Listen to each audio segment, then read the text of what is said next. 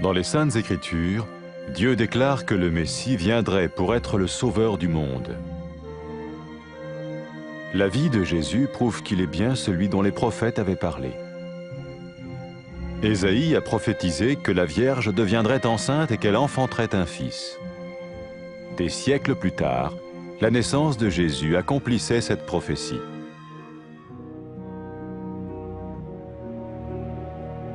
Les Saintes Écritures déclaraient que le saint à naître serait appelé le Fils de Dieu. Cela signifiait que Jésus serait le Fils de Dieu au sens spirituel et non au sens physique. Nous le voyons par sa manière de vivre.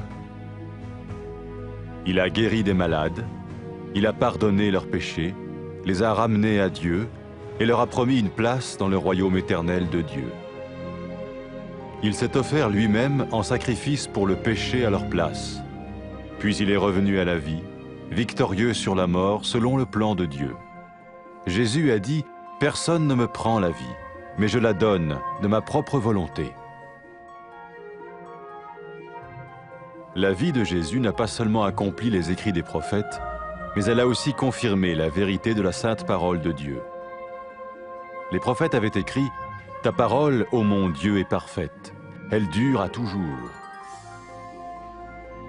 Jésus lui-même a dit « Le ciel et la terre disparaîtront, tandis que mes paroles ne disparaîtront jamais ».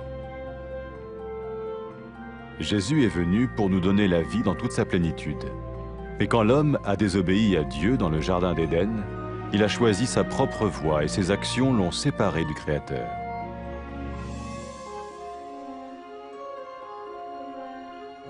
Les Saintes Écritures déclarent que tous ont péché et que le salaire que paye le péché, c'est la mort.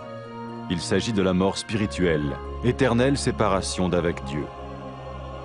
Mais tout comme Dieu a donné un bélier pour qu'il meure à la place du fils d'Abraham, ainsi il a envoyé Jésus, le Messie, mourir à notre place.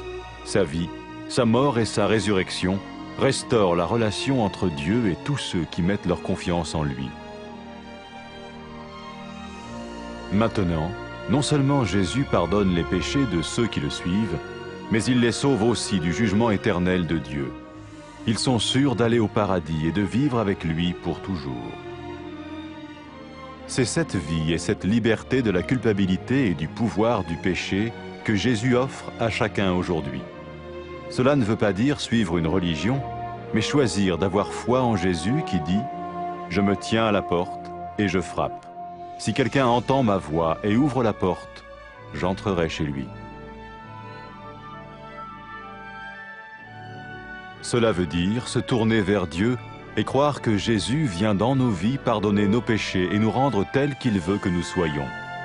Il ne suffit pas d'approuver intellectuellement ce qu'il dit, ni de vivre une expérience émotionnelle. Nous le recevons par grâce, au moyen de la foi, par un acte de notre volonté. Lorsque quelqu'un est prêt à suivre Jésus le Messie, il peut lui parler par une simple prière.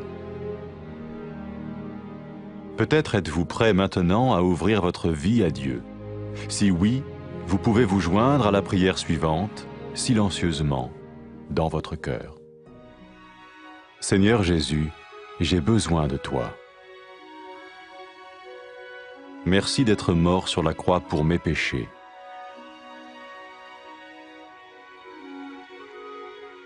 Je confesse mes péchés et je m'en repens.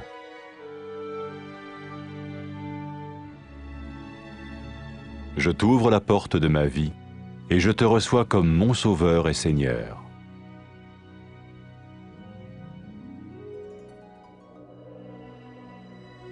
Merci de me pardonner mes péchés et de me donner la vie éternelle.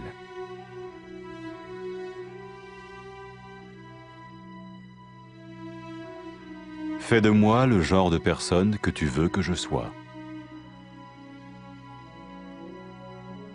Maintenant que je deviens l'un de ceux qui te suivent.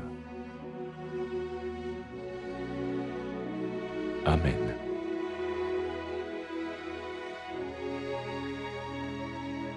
Jésus a dit à propos de ses disciples, « Mes brebis écoutent ma voix, je les connais et elles me suivent. » Pour expérimenter la vie en abondance promise par Jésus, Ceux qui le suivent parlent à Dieu chaque jour dans la prière et lisent ou écoutent sa parole.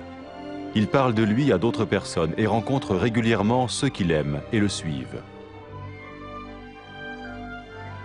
N'oubliez pas sa merveilleuse promesse. Tout pouvoir m'a été donné dans le ciel et sur la terre. Et sachez-le, je vais être avec vous tous les jours jusqu'à la fin du monde.